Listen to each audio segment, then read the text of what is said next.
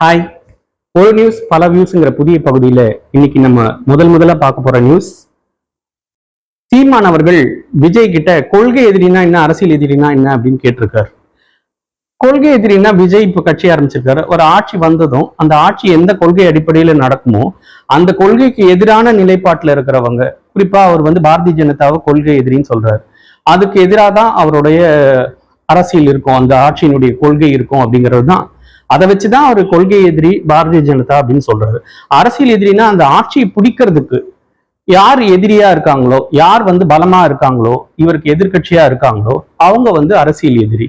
கொள்கை அடிப்படையில அந்த அரசியல் எதிரியோட ஒரு சில ஒற்றுமைகள் இருக்கலாம். ஆனா அதை அதை அமல்படுத்துற விதத்துல ஊழல் நிறைய இருக்குது அப்படிங்கிறதுனால அவர் திமுக எதிர்க்கிறார். அதனால அவர் திமுகவை அரசியல் எதிரின்னு சொல்றாரு. இது ஏதாவது ஒண்ணு கேட்டு விஜய் அவர் சீண்டிட்டே இருக்கணும்னு நினைக்கிறார் சீமான். இதுதான் அதனுடைய வெளிப்பாடு தான் இது. அடுத்ததான் நம்ம பார்க்க போற நியூஸ், ஒன்றிணைந்த அதிமுக, ஒருங்கிணைந்த அதிமுக. இந்த மாதிரி ஒரு சப்ஜெக்ட் ஒரு சில மாதங்களா, ஒரு 1-2 வருடங்களா இந்த டாபிக் போயிட்டே இருக்குது. எனக்கு என்னென்ன டவுட், ஒன்றிணைந்த ஒருங்கிணைந்தன்ற வார்த்தையை நீங்க எப்படி யூஸ் பண்ணலாம்? இப்போ அந்த கட்சியில ஒரு பிளவு செங்குத்தா இருக்கு, அதாவது ஒரு 20% ஒரு பக்கம், 80% ஒரு பக்கம், இல்ல 40-60, இல்ல 70-30 இப்படி இருக்குன்னா நீங்க அதை பிளவுன்னு சொல்லலாம். அப்ப நீங்க ஒருங்கிணைந்த ஒன்றிணைந்தன்ற வார்த்தையை யூஸ் பண்ணலாம். இது ஒரு சின்ன சேதாரம். அவங்க எல்லாம் பிரிஞ்சு போனவங்கன்னு சொல்றதை விட கட்சியிலிருந்து முறைப்படி பொதுக்குழுவால நீக்கப்பட்டவர்கள். அவங்க கட்சி அங்கீகாரம் அளிச்சிருக்கு அந்த நீக்கத்துக்கு.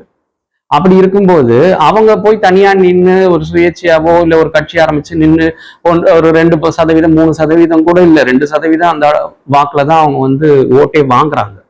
அப்படி இருக்கும்போது அவங்கள அது ஒரு சின்ன ஒரு நெக்லிஜிபிள் போர்ஷன் தான் அது அவங்களுடைய ஓட் பேங்கே.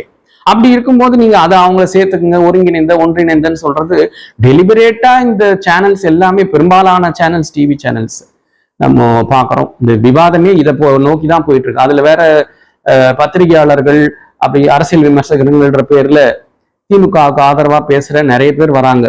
அவங்க அந்த போர்வையில தான் வராங்க, அரசியல் விமர்சகர்கள் அந்த மாதிரிலாம் வராங்க. அவங்கெல்லாம் திரு அதிமுகவை குறிப்பா அதிமுகவை பலவீனப்படுத்துற மாதிரியே அவங்களுடைய பேச்சு, அவங்களுடைய விவாதம் எல்லாம் போகுது. குறிப்பா எடப்பாடி பழனிசாமி அவர்களை பலவீனமா காட்டணும், ஷோயிங் இம் இன் புவர் லைட். இதுதான் அவங்களுடைய நோக்கமா இருக்குது. 2:2 ரேஷியோல கூட இல்லை அந்த டிபேட்ல இருக்கிற பேனலிஸ்ட். அவங்க 2 பேர் ஏடிஎம்கேக்கு பிஜேபிக்கு சப்போர்ட் பண்றவங்களா இருந்தா 3 பேர் டிஎம்கேக்கு ஆதரவா பேசுறவங்களா தான் இருக்காங்க. இப்படிதான் இந்த விவாதங்களே நடந்துட்டு இருக்குது. இதெல்லாம் பார்க்கும்போது எடப்பாடி பழனிசாமி அவர்கள் சொல்வார், நான் ஒரு விவசாயின்றதாலே மேல வன்மமா இருக்காங்க அப்படின்ட்டு. அதெல்லாம் உண்மையோன்னு கூட நம்ம நினைக்க தோணுது. ஏன்னா அந்த அளவுக்கு அவர் சிங்கிள் அவுட் பண்ணி அவர் எது செஞ்சாலும் அதுல ஒரு குறை கண்டுபிடிச்சுதான் விவாதங்களே நடக்குது.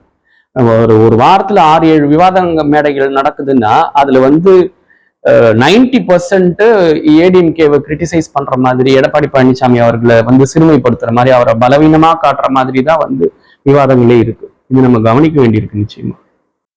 நன்றி.